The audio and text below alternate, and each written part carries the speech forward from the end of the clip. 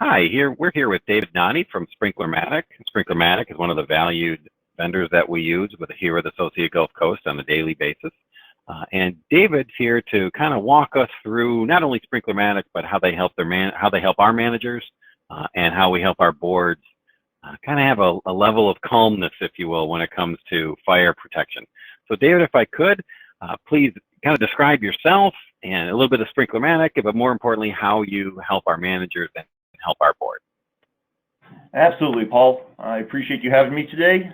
Sprinklermatic is a fire protection company that performs the NFPA required inspections to sprinkler systems and fire alarm systems that many of the HOAs and condominium associations have within their buildings. We're basically testing your fire equipment to ensure it's going to function if need be, and that the system is free from any defects. So a lot of liability in there, which is a very important topic because many of the HOAs have insurance companies these findings are reported to. Whoops, sorry about that. There we go. Okay.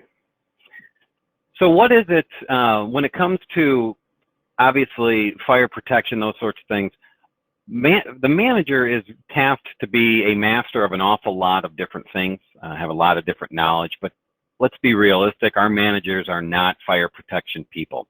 Is there anything that you see in your day-to-day workings with associations of managers? Is there something that consistently comes up that you think or you feel is like, hey, we need to alert everybody about blank? Can you fill in that blank for me? Oh, I sure can. I sure can.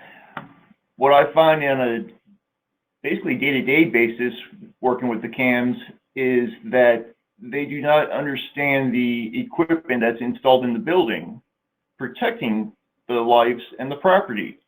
And by no means do we expect them to understand it. It is highly technical equipment that's been developed, and we try to take that headache out and consolidate all the fire protection needs into one contractor, such as Sprinklermatic, and hopefully that makes the CAM's life a little bit easier, and they don't have to be a jack of all trades. They can just master one. Well, that's a beautiful thing in the context of making the manager's job easier, for lack of a better phrase. But when it comes to fire protection, from a legal perspective, what are the legal requirements in terms of having on-site, whether it's fire extinguishers or taller buildings, mid-rises and high-rises? What are the legal requirements that require inspections, or in some cases retrofitting, or whatever it might be? What are the legal requirements that not only the manager but the board need to be aware of? Okay. Well, you did bring up an excellent point of the size of the building, because that definitely depends what is required. An 8-unit building would be vastly different than a 22-story high-rise. If a building was built with a fire sprinkler system, it does have more than 8 units, and that sprinkler system needs to be inspected 4 times annually. We do a visual inspection of all the fire sprinkler heads, and we also simulate tests to make sure it's going to work if it has to. So that's one of the inspections that's required. Understood. Now you're saying that that's 8 units that already have 8 units as a minimum, and it's already got the sprinkler system installed. There's a requirement that that unit or that association, or let me rephrase that facility needs to be inspected on a quarterly basis. Am I understanding that properly? That is right, Paul. Every 3 months, we will come out to perform an inspection to ensure that life safety system is functional and reliable. These reports are generated because they're not only legally required, but also a lot of the insurance companies want to make sure the systems are being inspected, because they can give these homeowners discounts for having a sprinkler or alarm system there. Is there something on I'm going to go property by property, but I want to talk more in general. Is there something that you see that is consistently either out of service, is damaged, the maintenance isn't being done properly, or the manager or the board is quote unquote delaying maintenance? Is there anything in particular that kind of jumps into your mind and says, this is what I typically see, and it might be, you know, unreviewed fire extinguishers as an example in my head. Is there anything that is typical in your world that the manager and the board need to be hyper aware of? Yes, there is definitely something to be extremely vigilant about, and that would be how old are the fire sprinklers in your building?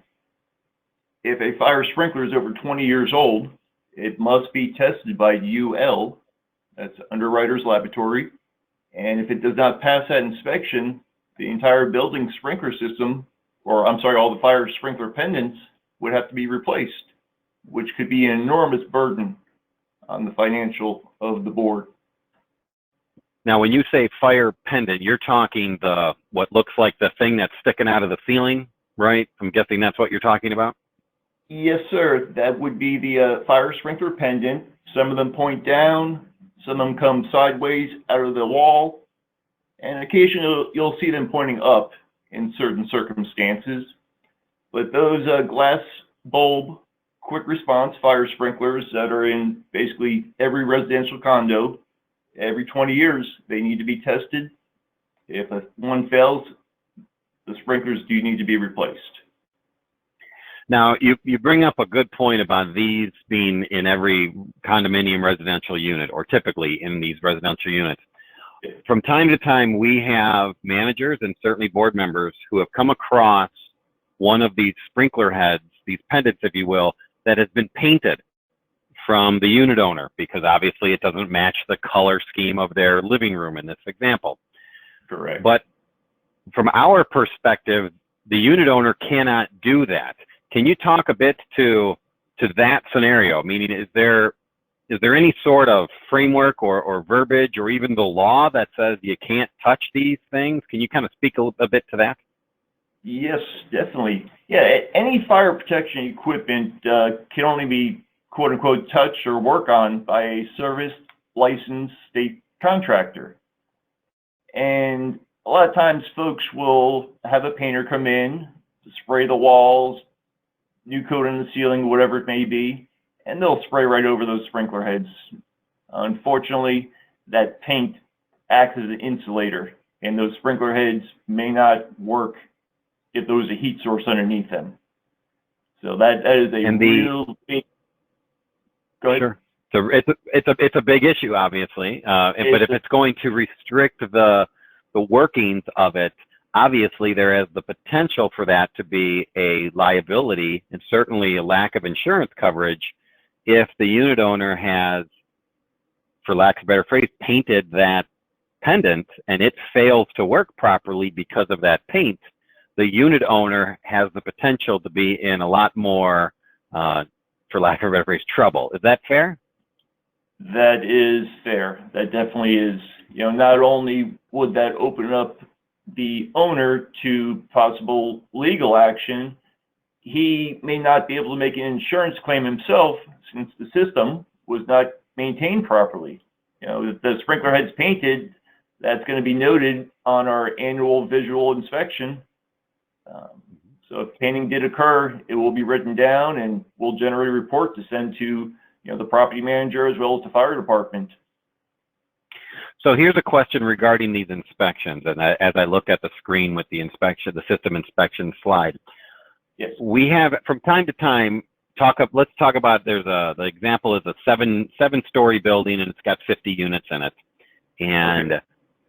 The board is requiring or is engaging Sprinklermatic to do the system inspection, but these are residential units. To do a qualified inspection, do you or do you not need to look at every single sprinkler head in all the units? And the reason I'm asking this is because at sometimes, in some properties, access to some of these residential units is simply not given to us by the unit owner. So can you speak a little bit to the consistency of these inspections, and do you need to see every single one? Yes. Whether it's a fire sprinkler or a fire pull station, we need to see it. Whether it's in the unit or outside the unit, we need to inspect it, test it, and verify it works. When we put our system tag on the sprinkler system, we're certifying that that system's going to work. That is one of the liability factors, and we definitely take that very seriously. Now, with these inspections, I can make an assumption that you're also connecting in with the fire marshal for the specific county or the municipality, because you have a reporting requirement as well. This is not something that the board could tell you, oh, don't worry about such and such, you know, maybe a couple of units in the building. Right. That doesn't work in our world. You need to inspect it all because you are accountable in this example to the county or the municipal fire marshal. Is that correct? Paul, you're correct once again. You know, we, by state law, have to fill out a sprinkler inspection report and file it with the local AHJ. That's authority having jurisdiction, because it is a national law, national code, that sprinkler systems need to be inspected. And if the fire marshal or inspector is seeing reports come across his desk with no access granted, unfortunately, that's going to raise a red flag, and you will get a phone call about why you couldn't go in those units. And if it's a big percentage of the units, sometimes they do come down there and knock on doors and pretty much let the folks know that this is required. They have no choice.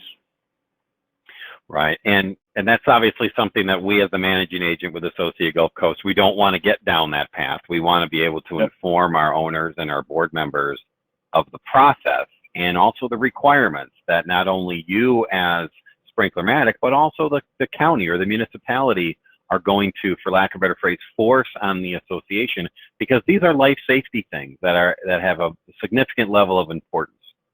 So, David, I really appreciate the time that you spent today, the opportunity to continue working with our associations. We're thrilled to be working with you on a day-to-day basis. But if our managers or if our board members want to reach out to you directly, what's the best way in which they can do that?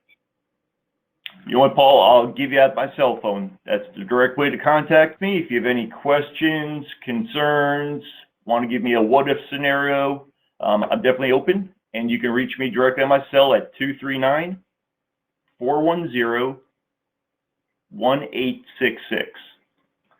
If you would prefer to send an email, my email is davidn@sprinklermatic.net. Paul, thank you. Outstanding. Thank you very much again for your time, David. Much continued success, not only for yourself personally, but also with Sprinklermatic. Thank you, sir.